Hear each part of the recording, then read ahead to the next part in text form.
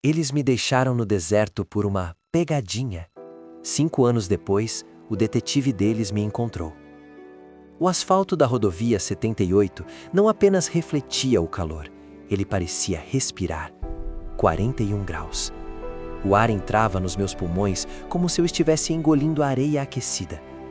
Eu estava parado ao lado de uma bomba de gasolina enferrujada, segurando um saco de Doritos amassado e $17 no bolso. O som do SUV da Ashley ainda ecoava nos meus ouvidos. Não o som do motor, mas o som da risada dela. A risada estridente, quase histérica, que ela guardava para quando conseguia o conteúdo perfeito. "Fica aí, Marcos!" O irmão dela, Mike, gritou pela janela, segurando um estabilizador de câmera. "Vamos ver quanto tempo o bebê aguenta sem o GPS." Eles arrancaram.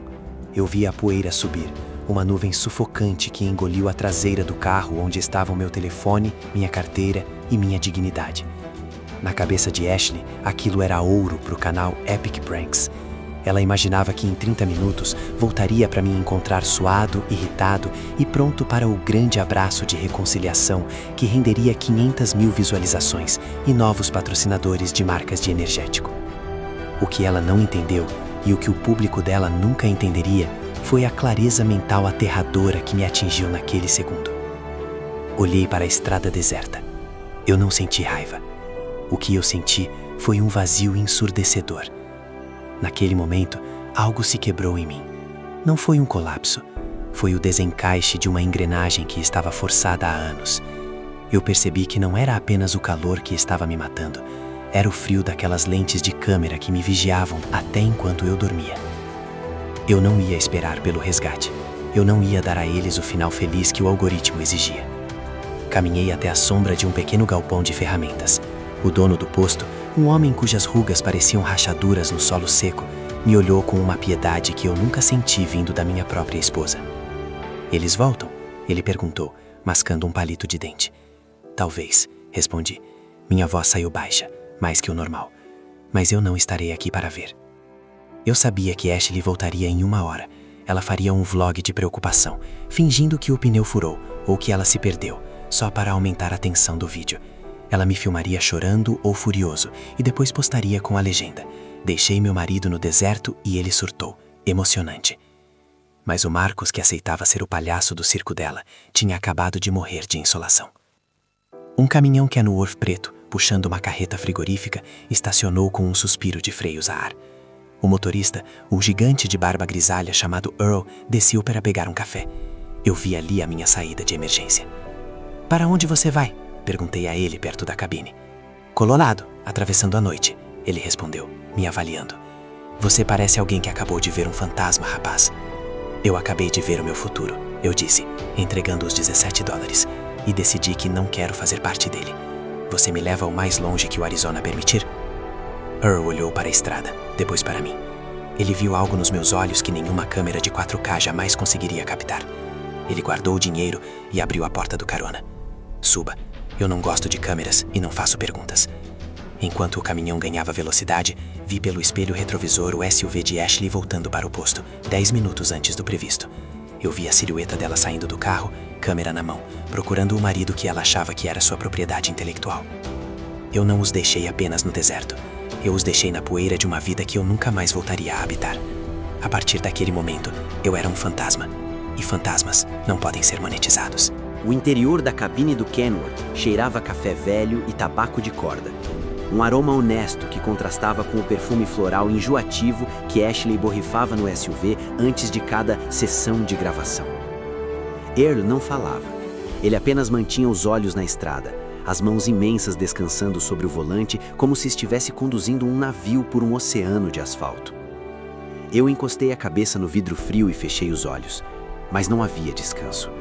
As memórias começaram a passar diante de mim como os cortes rápidos de edição que Mike fazia para manter a retenção do público. Naquela noite, eu entendia a anatomia do meu próprio abuso. Eu não fui abandonado no deserto por um erro de julgamento.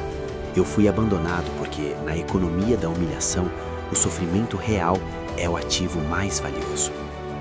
Lembrei-me de 6 meses atrás. Eu estava no banho, tentando tirar o cansaço de um dia de 12 horas programando para uma startup de TI. Ashley entrou no banheiro com o celular escondido sobre uma toalha. Ela tinha substituído o meu shampoo por um creme depilatório de força industrial. Quando meu cabelo começou a cair em tufos nos meus pés, eu entrei em pânico. Achei que estava doente. Achei que era o estresse. Eu chorava no chão do box, nu e vulnerável, enquanto Ashley corria para me socorrer, filmando cada segundo da minha angústia. O vídeo foi postado no dia seguinte. Meu marido ficou careca em 5 minutos. Reaction gone wrong. Rendeu 800 mil visualizações, $8 mil em anúncios e a perda total da minha autoestima. Está tudo bem aí, rapaz? A voz de Earl quebrou o transe. Você está tremendo. É apenas o frio do ar-condicionado. Menti. Mas a verdade é que eu estava sentindo o frio da alma. Eu lembrei do dia em que ela simulou um acidente grave de carro. Ela me ligou aos prantos, dizendo que tinha batido o carro e que estava presa nas ferragens. Eu dirigi como um louco, o coração saindo pela boca, atravessando sinais vermelhos, quase causando um acidente real. Quando cheguei ao local, ela estava sentada no capô, com maquiagem de ferimento fake, rindo junto com o irmão. Cara, olha a cara dele! Mike gritava, apontando a lente para as minhas mãos que não paravam de tremer no volante. Isso vai quebrar a internet. Marcos, não seja um estraga-prazeres, Ashley disse quando eu tentei reclamar. É apenas conteúdo. É assim que pagamos o nosso estilo de vida. Você deveria estar feliz por nos ajudar a crescer. Ajudar a crescer. Essa era a armadilha. Ela me convencia de que o meu papel no casamento era ser o saco de pancadas digital. Ela monetizava as minhas lágrimas, a minha ansiedade e o meu medo. Cada vez que eu tentava impor um limite, ela usava o gaslighting clássico. Dizia que eu era sensível demais, que eu não tinha senso de humor, que eu estava sendo um estorvo para a carreira dela. Algo se quebrou em mim de forma definitiva quando o caminhão de Earl cruzava a fronteira do estado. Eu percebi que Ashley não me via como um homem. Eu era um personagem, um recurso de produção. Ela amava o engajamento que eu gerava, mas desprezava o ser humano que sentia a dor. Minha voz saiu baixa, mais que o normal, quando sussurrei para mim mesmo no escuro da cabine. Eu não sou um conteúdo. O que disse? Perguntou Earl. Eu disse que o deserto é um lugar perfeito para deixar as coisas que não servem mais. Respondi, com uma clareza mental aterrorizadora. Eu estava sem nada. Meu notebook com 5 anos de projetos de software estava no carro deles. Meus documentos, minhas roupas, meu histórico.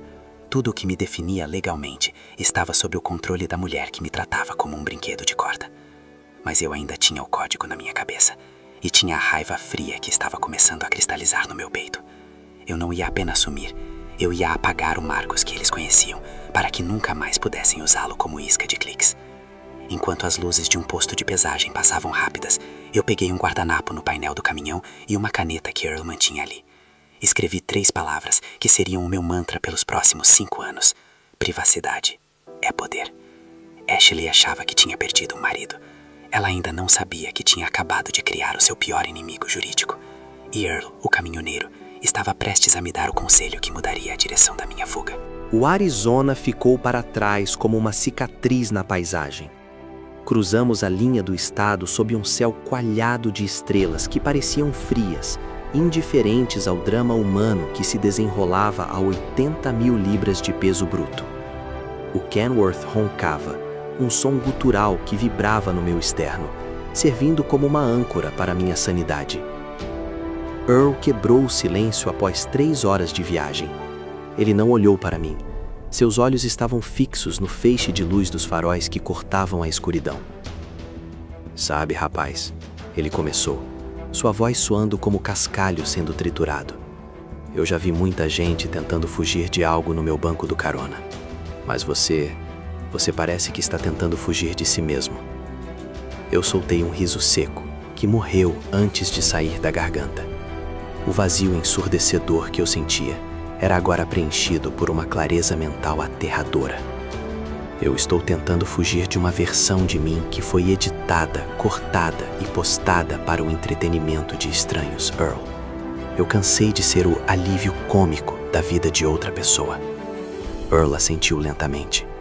Ele esticou o braço e pegou um rádio amador, mas não o ligou. Apenas o segurou como se fosse um amuleto. O mundo hoje é um palco de vidro, rapaz. Todo mundo quer olhar, ninguém quer sentir. Se você quer mesmo sumir, Não basta mudar de endereço. Você tem que mudar a frequência. Se você não existe na tela, eles não podem te caçar. Aquilo me atingiu como um soco. Earl estava certo. Ashley não me amava. Ela amava a minha representação digital. Sem um vídeo meu reagindo às suas crueldades, eu perdia o valor de mercado. Eu deixava de ser um marido e passava a ser um erro 404. Lembrei-me de como ela zombava do meu trabalho. Eu era um desenvolvedor sênior, ganhava $95 mil por ano, mas para ela, eu era apenas o cara que fica digitando códigos chatos, enquanto ela fazia a mágica acontecer. Ela usava o meu salário para financiar o equipamento de luz dela, as viagens estéticas e os processos que Mike acumulava por invasão de propriedade em suas pegadinhas. Eu era o motor econômico da minha própria humilhação. Algo se quebrou em mim ao perceber o nível de parasitismo em que eu permiti viver. Eu sou o programador, Earl, eu disse, e minha voz saiu baixa, mais que o normal. Eu sei como os sistemas funcionam. Eu sei como apagar rastros. Então apague, disse o velho, finalmente desviando o olhar da estrada por um segundo para me encarar. Chegaremos a uma pequena cidade no Colorado ao amanhecer. Há uma estação de ônibus lá. Eu te deixo com o que sobrar do meu café e um conselho. Não olhe para trás. Nem para o celular, nem para as memórias. O deserto já engoliu o que você era.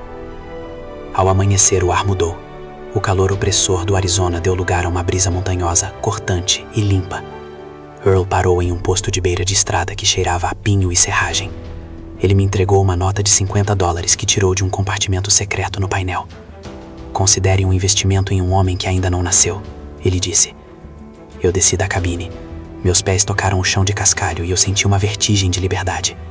Eu não tinha nada, nem identidade, nem posses. Mas pela primeira vez em anos, eu era o único dono dos meus pensamentos.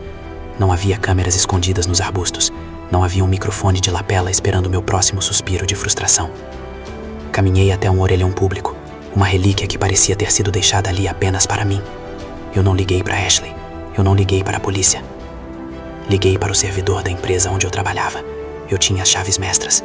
Em 10 minutos, usando comandos de voz e protocolos de segurança que só eu conhecia, eu desativei minhas contas bancárias conjuntas, mudei as senhas de todos os meus perfis e, o mais importante, iniciei um script de limpeza profunda em todos os dispositivos que compartilhavam minha nuvem. Ashley ia acordar e descobrir que todos os vídeos brutos do nosso dia no deserto, os arquivos que ela ainda não tinha postado, estavam sendo criptografados e deletados remotamente. Eu estava queimando a biblioteca dela enquanto ela ainda dormia no hotel de luxo que eu paguei. Enquanto eu desligava o telefone, eu vi um carro da polícia local estacionando. Por um segundo meu coração parou, mas então percebi que eu não era um criminoso. Eu era um homem que acabara de realizar o seu próprio funeral digital. A partir de hoje, Marcus Webb estava morto, e o que estava nascendo no Colorado não seria encontrado por nenhum algoritmo de busca. A cidade de Boulder, no Colorado, era o lugar perfeito para um homem que desejava ser invisível entre as sombras das montanhas. O ar era rarefeito e gelado, um contraste brutal com o bafo do deserto que eu ainda sentia na pele. Durante os primeiros meses, eu vivia como um fantasma de si mesmo. Eu não era mais Marcus Webb, o marido da influenciadora. Eu era apenas Mark, um freelancer que aceitava trabalhos de depuração de código em fóruns obscuros e recebia em criptomoedas. Eu dormia em um quarto alugado acima de uma oficina mecânica, onde o barulho das chaves de impacto substituía a trilha sonora de edição dos vídeos de Ashley. Foi nesse silêncio que a clareza mental aterradora se transformou em uma estratégia de sobrevivência. Eu sabia que Ashley estaria fazendo o que ela faz de melhor, capitalizar sobre a minha ausência. Eu conseguia imaginar as miniaturas dos vídeos dela, o rosto inchado de choro, as mãos cobrindo a boca e o título em letras garrafais. Meu marido desapareceu no deserto, por favor, ajudem. Ela provavelmente criou uma campanha de arrecadação, usou a polícia local como cenário e transformou o meu trauma em uma série de 10 episódios com anúncios a cada 3 minutos. Mas ela tinha um problema técnico. Eu havia levado as chaves. Ao deletar o conteúdo bruto e mudar as credenciais de acesso às contas bancárias que eu alimentava, eu a deixei com uma temporada sem final e um estilo de vida de luxo sem um motor financeiro. Eu não a deixei apenas sem marido. Eu a deixei sem roteiro. Algo se quebrou em mim no dia em que, em uma biblioteca pública, cedi à tentação de procurar o nome dela. Vi um vídeo de 2 meses após o meu sumiço. Ela estava em uma mansão diferente, provavelmente alugada para manter as aparências, e dizia para a câmera: "O Marcus era instável. Ele tinha problemas que eu tentava esconder de vocês para protegê-lo. O que ele fez no deserto foi um ato de crueldade contra mim, a verdadeira vítima." Aquilo foi o combustível final. O vazio ensurdecedor de ser caluniado mundialmente foi preenchido por uma determinação fria. Eu não voltaria para me defender. Eu não daria a ela o vídeo da resposta que ela tanto desejava para reviver o engajamento do canal. Eu esperaria. Mudei-me para a Califórnia 2 anos depois. Usei o dinheiro que acumulei com consultorias de segurança cibernética de alto nível, ironicamente, protegendo a privacidade de pessoas que, como eu, queriam sumir. Em Palo Alto, eu não era um carregador de caixas ou um alvo de pegadinhas. Eu era o arquiteto de sistemas que ninguém via, mas de que todos precisavam. Minha rotina era uma liturgia de anonimato.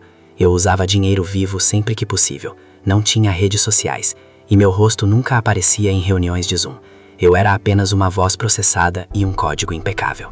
Certa noite, saindo do escritório de uma startup, olhei para o meu reflexo em uma vitrine. Eu estava mais magro, a barba aparada de forma profissional e os olhos. Os olhos não tinham mais aquele brilho de pânico constante de quem espera a próxima humilhação. "Você parece um homem novo", eu disse para o reflexo. Minha voz saiu baixa, mais que o normal, carregada de uma autoridade que eu nunca soube que possuía. Eu tinha reconstruído a minha carreira. Eu ganhava agora 3 vezes mais do que no Arizona. E ninguém, absolutamente ninguém, sabia quem eu era. Eu tinha alcançado o nirvana do mundo moderno. Eu era indetectável. Mas o destino tem um senso de humor tão distorcido quanto o de Ashley. Foi na Califórnia, entre as árvores de eucalipto e o cheiro de oceano, que eu conheci Sarah. Ela era uma advogada de direitos civis, especializada em casos de abuso sistemático e privacidade. Eu não sabia na época, mas Sarah Chen seria a pessoa que transformaria o meu sumiço em um processo que faria a internet inteira tremer. Sarah não sabia quem eu era, mas durante um jantar, ela mencionou um caso que estava estudando como exemplo de abuso digital extremo, o desaparecimento de um tal Marcus Webb no Arizona, 5 anos atrás. O garfo parou a centímetros da minha boca. O restaurante em Palo Alto era sofisticado, com luzes quentes e o som suave de taças de vinho se encontrando. Mas para mim, o mundo subitamente ficou em silêncio. Um vazio ensurdecedor se instalou entre mim e Sarah. "Você disse Marcus Webb?" Minha voz saiu baixa, mais que o normal, lutando para manter a neutralidade. "Sim", Sarah respondeu, limpando os lábios com o guardanapo de linho. "É um caso fascinante e trágico. A esposa dele, Ashley, transformou o suposto desaparecimento em um reality show macabro.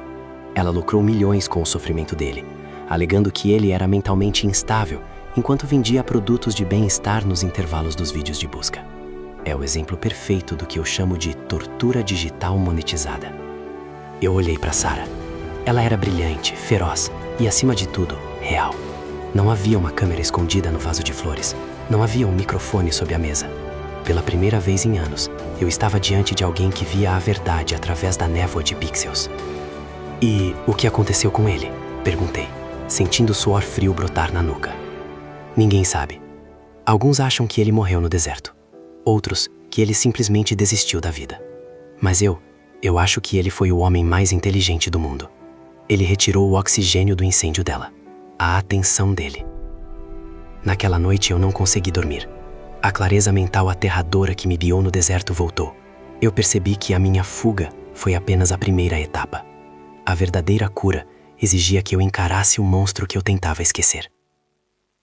Por indicação indireta de Sarah, procurei a doutora Patricia Monroe. Durante meses, as sessões de terapia foram como uma cirurgia sem anestesia.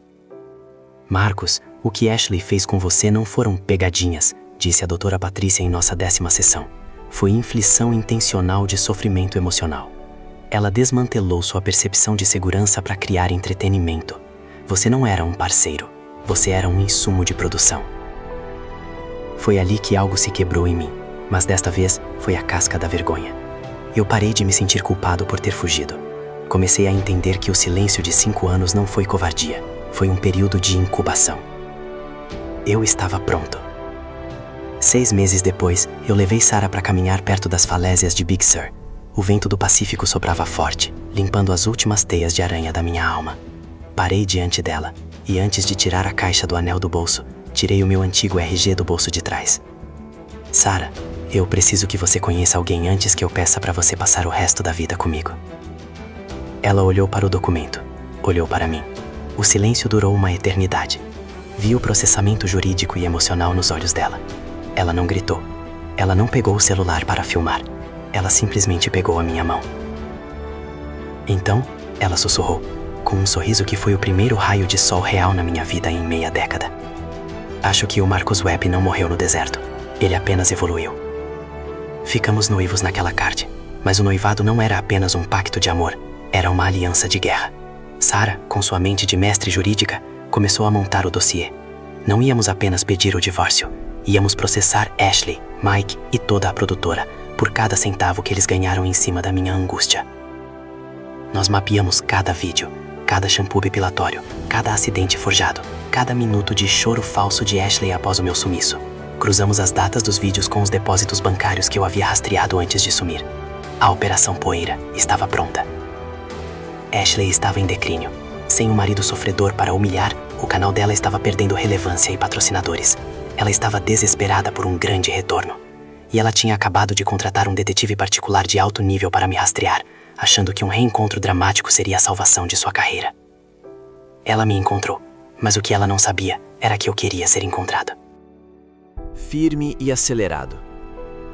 Sara não era apenas a mulher que eu amava. Ela era o reset completo no meu sistema operacional. Se Ashley era o ruído constante, o brilho ofuscante e a mentira editada, Sara era o silêncio fértil, a luz suave da verdade e o código limpo. Com ela, eu não precisava performar. Eu não era um conteúdo. Eu era apenas um homem. Durante meses, nosso apartamento em Palo Alto transformou-se em um quartel-general de guerra jurídica. Sara mergulhou na economia da humilhação de Ashley com a precisão de uma neurocirurgia. O que ela fez com você, Marcus, tem nome no Código Civil e Penal, dizia ela, cercada por pilhas de transcrições de vídeos. Não é apenas divórcio. É invasão de privacidade, apropriação indébita e, principalmente, inflexão intencional de sofrimento emocional. Ela monetizou a sua desintegração psíquica. Trabalhar com Sara era o meu verdadeiro antídoto. Enquanto eu reconstruía o rastro financeiro dos milhões que o canal Epic Pranks gerou durante os meus anos de submissão, ela construía a armadilha legal. O dossiê da Operação Poeira. A prova de ouro. O vídeo do abandono no Arizona. Sara conseguiu metadados que provavam que Ashley esperou apenas 15 minutos para começar a rir e discutir o título do vídeo com Mike, enquanto eu ainda estava possivelmente em risco de vida. O rastro do dinheiro. Descobrimos que Ashley usou fundos da nossa conta conjunta, que eu alimentava com meu trabalho em TI, para pagar advogados de defesa para Mike em processos anteriores. O testemunho de Earl. Localizamos o caminhoneiro. Ele estava disposto a depor sobre o estado de choque em que me encontrou. Certa tarde, enquanto eu voltava da minha corrida matinal, vi um sedã preto estacionado do outro lado da rua. Um homem de terno cinza e óculos escuros me observava. Eu senti aquele vazio ensurdecedor de pânico retornar por um segundo, o velho Marcus querendo se encolher. Mas então, Sara apareceu na sacada. Ela apenas acenou para mim, e o pânico evaporou, substituído por uma clareza mental aterradora. O homem saiu do carro e caminhou até mim. Ele não parecia um agressor, parecia um burocrata. Senhor Marcus Webb, ou prefere Mark? Ele perguntou, com um sorriso profissional. Eu prefiro que você saia da minha frente antes que eu chame a segurança do condomínio. Respondi. Minha voz saiu baixa, mais que o normal, firme como uma rocha. Eu sou um detetive particular. Fui contratado por sua esposa, Ashley. Ela está desesperada, Marcus. Ela quer pedir perdão. Ela quer você de volta. Ela diz que o canal não é nada sem você. O canal não é nada sem a minha dor, você quer dizer. Corrigi. Diga a ela que eu estou aqui. Não vou fugir. Diga que ela pode vir me encontrar. O detetive arqueou as sobrancelhas, surpreso pela minha facilidade em cooperar. Ele achava que eu fugiria de novo. Ele não sabia que eu estava apenas abrindo a porta da jaula para que o predador entrasse na armadilha. Voltei para o apartamento. Sara já estava com o telefone na mão, acionando a equipe de segurança privada e os oficiais de justiça que mantínhamos de prontidão. Eles vêm, Sara, eu disse, sentando-me à mesa. Ashley não vai resistir à tentação de filmar o grande reencontro do marido que voltou dos mortos. Ela acha que vai salvar a carreira dela com o meu perdão diante das câmeras. Ela vem buscar um feliz fim para o YouTube. Sara sorriu. um sorriso frio e afiado. Mas o que ela vai encontrar é o fim de tudo o que ela construiu sobre a sua humilhação. Algo se quebrou em mim, mas desta vez foi o último resquício de piedade. Eu não sentia ódio por Ashley. Sentia o que um engenheiro sente por um bug sistêmico, a necessidade absoluta de deletá-lo. Ashley já estava a caminho da Califórnia. Ela tinha alugado uma equipe de produção cinematográfica para o reencontro. Ela postou um teaser no Instagram. O mistério termina amanhã. Vocês não vão acreditar onde ele estava. Ela achava que tinha o roteiro, mas quem tinha o controle do servidor agora era eu. O saguão do prédio da Shannon Associates era uma catedral de mármore e vidro temperado. Do 15º andar, eu observava o estacionamento através de uma câmera de segurança que eu mesmo havia hackeado e otimizado. Eu via o SUV preto estacionar. Não era o mesmo do Arizona, era um modelo mais novo, mais caro. Mas a energia que emanava dele era a mesma, uma mistura de desespero e arrogância. Eu vi Ashley descer. Ela usava um vestido branco imaculado, a cor da pureza e do recomeço que ela certamente venderia no vlog. Atrás dela, Mike e uma equipe de 2 cinegrafistas profissionais, com gimbals e microfones de lapela. Eles se moviam como uma unidade de elite, mas sua missão não era salvar ninguém, era extrair o máximo de frames por segundo da minha reação. Eles chegaram, eu disse, e minha voz saiu baixa, mais que o normal. Sarah caminhou até mim e colocou a mão no meu ombro. Ela não estava de pijama ou roupas casuais. Ela usava seu melhor terno de tribunal. Ela era a personificação da lei. Marcos, lembre-se, o roteiro hoje é nosso. Você não é o alvo, você é o juiz.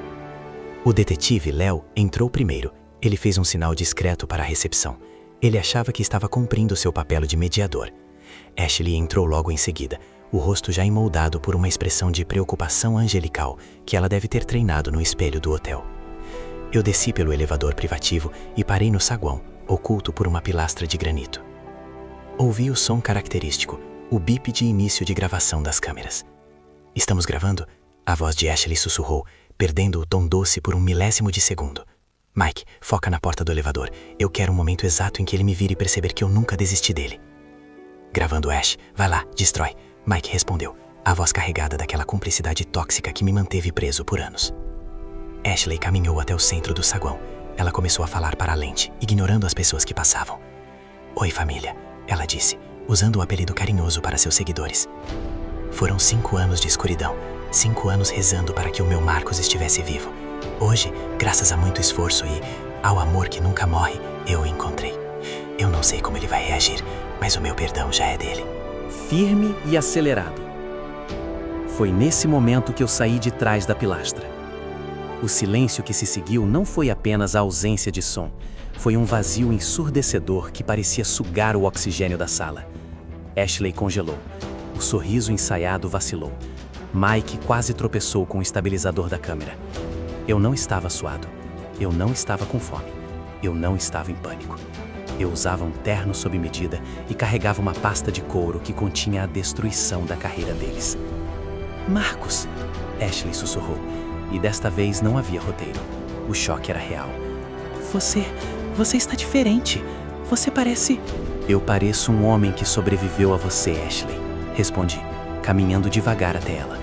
Parei a uma distância que não permitia um abraço, apenas o confronto. Ah, meu Deus, Marcos! Ela rapidamente se recuperou, tentando avançar para um abraço enquanto olhava de soslaio para a câmera de Mike. Eu senti tanta sua falta. Por que você fugiu? Por que nos deixou sofrer tanto? Eu levantei a mão, um gesto simples que a paralisou. Desliga a câmera, Mike. Agora. Cara, isso é conteúdo de ouro, Mike protestou, ainda filmando. O público precisa ver essa reconciliação. Mike, se você não desligar essa câmera nos próximos 3 segundos, Sarah apareceu ao meu lado, a voz fria como o gelo das montanhas do Colorado. Os oficiais de justiça que estão na sala ao lado vão confiscar esse equipamento como prova de assédio e violação de privacidade em um processo criminal em curso. A menção a processo criminal e oficiais de justiça fez o sangue fugir do rosto de Ashley. Ela olhou para Sarah, depois para mim. A máscara de esposa sofredora começou a rachar, revelando a clareza mental aterrorizando da predadora encurralada. Quem é essa mulher, Marcos? Ashley perguntou, a voz subindo de tom. É por isso que você sumiu? Para ficar com uma advogadinha de quinta? Essa advogadinha, como você diz? Eu disse, e pela primeira vez eu sorri. Mas não era um sorriso de alegria. Era o sorriso de quem finalmente moveu o rei para o checkmate. É a mulher que me ajudou a entender que o que você fez no Arizona não foi uma pegadinha. Foi uma tentativa de homicídio social para ganhar cliques. Abri a pasta e tirei o primeiro documento. Não era uma carta de amor. Era a notificação oficial do processo de 25 milhões de dólares por danos morais, físicos e exploração indevida de imagem. Bem-vinda à Califórnia, Ashley, eu disse. O show acabou. A audiência agora é com o juiz. Ashley tentou avançar em Sarah, perdendo completamente o controle diante das câmeras que ainda gravavam. Ela não percebeu que, ao fazer isso, ela estava produzindo a prova final de sua própria instabilidade e agressividade, selando o destino do seu canal para sempre. O ar no saguão parecia ter sido substituído por estática. Ashley estava ofegante.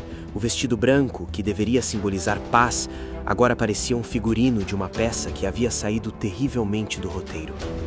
Ela olhou para a câmera de Mike, depois para os oficiais de justiça que saíam da sala de conferências com pastas pretas.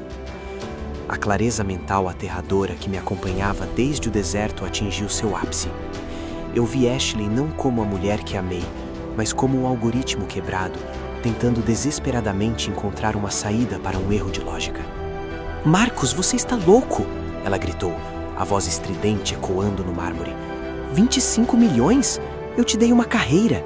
Eu te dei uma vida que você nunca teria trancado em uma sala de servidores. Você me deve tudo. Eu te devia silêncio, Ashley, respondi. Minha voz saiu baixa, mais que o normal, carregada de um peso que a calou por um segundo. E eu te paguei com 5 anos dele. Agora o que eu tenho pra você é apenas a verdade sem filtros, sem cortes de edição, sem música dramática de fundo. Mike, ainda segurando a câmera com as mãos trêmulas, tentou intervir. Cara, pensa no canal. Se a gente postar o que aconteceu aqui, a gente pode explicar que foi um mal-entendido. O público ama uma redenção. Sarah deu um passo à frente. Ela não apenas caminhava, ela ocupava o espaço com uma autoridade que fazia Mike parecer um amador. Mike, você ainda não entendeu. Você não está mais no YouTube. Você está em uma jurisdição que leva a sério o assédio e a exploração de vulneráveis. Cada frame que você capturou hoje não vai para o seu servidor, vai para o nosso HD de evidências. Ashley tentou o último recurso do narcisista, o colapso emocional. Ela caiu de joelhos no chão de mármore, as lágrimas, desta vez reais, de puro terror financeiro, borrando a maquiagem cara. Marcos, por favor, eu fiz tudo por nós. Eu estava perdida depois que você sumiu. Eu gastei milhares de dólares procurando por você. Ela tentou segurar a minha perna, mas eu recuei. O toque dela, que antes me causava ansiedade, agora não causava absolutamente nada. Um vazio ensurdecedor. Você não gastou dinheiro para me encontrar, Ashley. Eu disse, olhando-a de cima. Você gastou dinheiro para recuperar o seu principal acessório.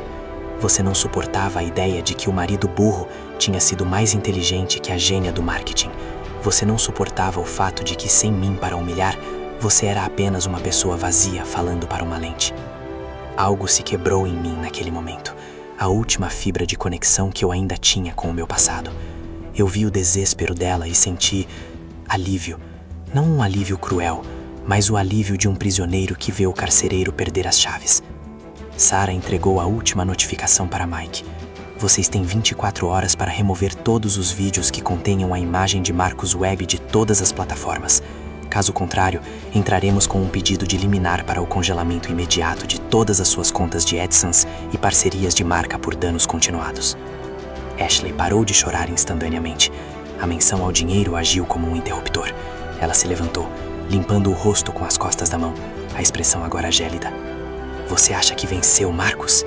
Ela sibilou. Eu vou destruir você. Vou contar para o mundo que você é um abusador que me largou no meio do nada para fugir com essa mulher.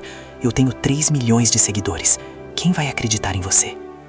Olhei para as câmeras de segurança do prédio, depois para Sarah, que apenas sorriu e levantou um pequeno gravador digital que estava no seu bolso desde o início. O mundo vai acreditar nos fatos, Ashley, eu disse, virando as costas. E os fatos não precisam de seguidores. Eles só precisam de um juiz. Caminhei em direção aos elevadores com Sarah. Ouvimos os gritos de Mike e Ashley sendo escoltados para fora do prédio pela segurança privada. O som deles desaparecendo foi a música mais doce que eu ouvi em 5 anos. Enquanto as portas do elevador se fechavam, meu celular, Um aparelho novo, criptografado, vibrou. Era um alerta do Google. O vídeo do reencontro, que Mike estava tentando transmitir ao vivo via satélite, tinha acabado de ser derrubado por violação múltipla de termos de serviço. Eu não os deixei apenas no deserto. Eu estava prestes a deixá-los na escuridão digital total. Firme e acelerado.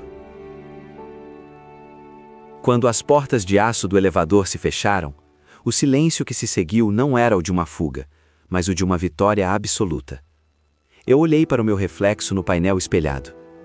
O homem que viajava no carona de um caminhão com $17 no bolso não existia mais. No seu lugar, havia alguém com uma clareza mental aterradora. Acabou, Marcos, Sarah disse guardando o gravador. A partir de agora, cada palavra que ela disser publicamente será um prego a mais no caixão do canal dela. O desmoronamento de Ashley não foi rápido, foi cirúrgico. Nos dias que se seguiram, o mundo digital que antes era o seu trono tornou-se a sua guilhotina. A queda do império Epic Pranks. Sarah e eu não apenas processamos, nós expusemos a verdade para quem realmente importava para Ashley, os anunciantes. Enviamos o dossiê completo, incluindo os áudios do saguão e os registros do abandono no Arizona para cada marca que patrocinava o canal. O resultado foi um efeito dominó de destruição. Cancelamento de contratos. Em 48 horas, a gigante de bebidas energéticas e a marca de cosméticos que financiavam a mansão de Ashley rescindiram seus contratos por violação de cláusula de moralidade. A expulsão das plataformas. O vídeo do reencontro que Mike tentou subir foi o estopim. O YouTube, pressionado pelas provas de assédio e pela repercussão negativa, desmonetizou permanentemente o canal. Sem dinheiro de anúncios, o oxigênio de Ashley acabou. O Tribunal da Opinião Pública, um documentário independente sobre abuso na era dos cliques, usou o meu caso como o exemplo central. Ashley passou de influenciadora querida a pária social. Assisti a tudo de longe, de uma casa nas colinas da Califórnia que eu e Sarah compramos juntos. Eu não sentia prazer no sofrimento dela. Sentia apenas uma sensação de ordem sendo restaurada. O vazio ensurdecedor que me acompanhou por anos foi finalmente preenchido por um senso de justiça que nenhum algoritmo poderia gerar. Recebi um e-mail de Ashley 3 semanas após o confronto. Não havia câmeras, não havia público. Era apenas um texto desesperado. Marcos, eles estão tirando tudo. A casa, o carro, a minha dignidade. Você venceu. Por favor, retire o processo. Eu faço o que você quiser. Eu admito tudo em um vídeo. Só não me deixe na miséria. Eu li o e-mail enquanto tomava café na varanda. Minha voz saiu baixa, mais que o normal, quando respondi para o vazio. Você não está na miséria, Ashley. Você está apenas vivendo a realidade que tentou criar para mim. Eu não respondi ao e-mail. Deixei que Sarah cuidasse dos detalhes técnicos. A sentença judicial saiu 6 meses depois. Ashley e Mike foram condenados a pagar uma indenização recorde por danos morais e à saúde mental. Como eles não tinham o dinheiro em espécie, já que tudo era gasto em aparências, os direitos autorais de todos os vídeos passados que continham a minha imagem foram transferidos para mim. Algo se quebrou em mim, mas foi o último elo com a dor. Eu peguei aqueles vídeos, aqueles arquivos que valiam milhões, e fiz a única coisa que um homem que preza pela sua alma faria. Eu os deletei, todos. Do primeiro shampoo depilatório ao último vídeo no Arizona. Apaguei o Marcos personagem da existência digital. Com o passado devidamente enterrado e o futuro financeiro garantido, eu estava prestes a dar o passo final. Sarah estava grávida. O Marcos que foi deixado no deserto estava prestes a se tornar o pai que ele nunca teve. Mas havia uma última surpresa reservada para o dia do meu casamento com Sarah. Um convidado que eu não via há 5 anos apareceu no portão. O jardim da nossa casa em Sonoma estava decorado com luzes suaves que imitavam as estrelas que vi no Colorado. Não havia drones, não havia hashtags e a única regra era rigorosa: nenhum celular era permitido. O ar cheirava a lavanda e terra molhada, um perfume que, para mim, significava sanidade. Eu estava ajustando o meu relógio quando ouvi o som. Não era o motor de um SUV, mas o rugido profundo e familiar de uma carreta Kenworth estacionando na estrada particular, a centenas de metros da cerimônia. Caminhei até o portão. Lá estava ele, Earl. Ele não usava um terno de gala, mas jeans novos e uma camisa de flanela impecável. Ele parecia um monumento de carvalho em meio à sofisticação da Califórnia. "Você demorou a me encontrar, rapaz", ele disse, com aquela voz de cascalho que me salvou a vida. "Eu não queria que ninguém te seguisse, Earl", respondi, e minha voz saiu baixa, mais que o normal, carregada de uma gratidão que as palavras não podiam conter. Tirei uma nota de $50 do bolso e a entreguei. Ele riu, uma risada curta e honesta. "O investimento rendeu bons frutos pelo que vejo. Você não parece mais um fantasma." Eu deixei de ser um fantasma quando percebi que o silêncio não era um esconderijo, mas um escudo. Eu disse: "Obrigado por me tirar daquele posto, Earl. Você não me deu apenas uma carona. Você me deu o tempo necessário para que a minha clareza mental aterradora se transformasse em paz." Earl assentiu. Olhou para Sarah, que caminhava em nossa direção com o vestido de noiva balançando suavemente ao vento, e depois olhou para mim. "O deserto ensina muita coisa, Marcus. A principal delas é que nada sobrevive se não for real." A cerimônia foi o oposto de tudo o que vivi com Ashley. Não houve takes repetidos. Não houve sorrisos forçados para a miniatura do vídeo. Quando eu disse sim, eu não estava falando para 3 milhões de seguidores. Eu estava falando para a mulher que conhecia a cicatriz na minha alma e mesmo assim decidiu caminhar ao meu lado.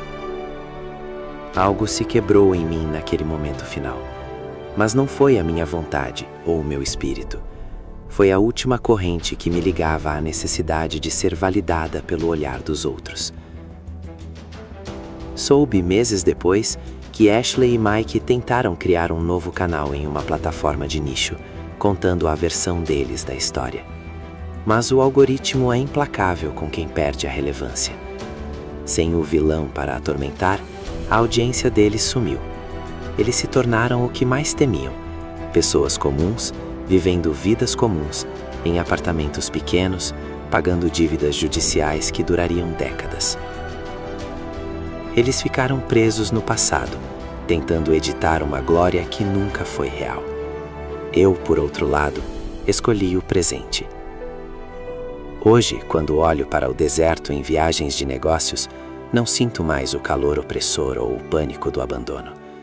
O vazio ensurdecedor que antes me assombrava, agora é apenas um espaço limpo, um terreno baldio onde construí uma fortaleza de privacidade e respeito. Eu venci a guerra não porque ganhei milhões, ou porque vi o império deles desmoronar. Eu venci porque, no final da história, eu sou o único que sabe quem eu realmente sou quando as câmeras são desligadas. A poeira baixou, e eu finalmente estou em casa.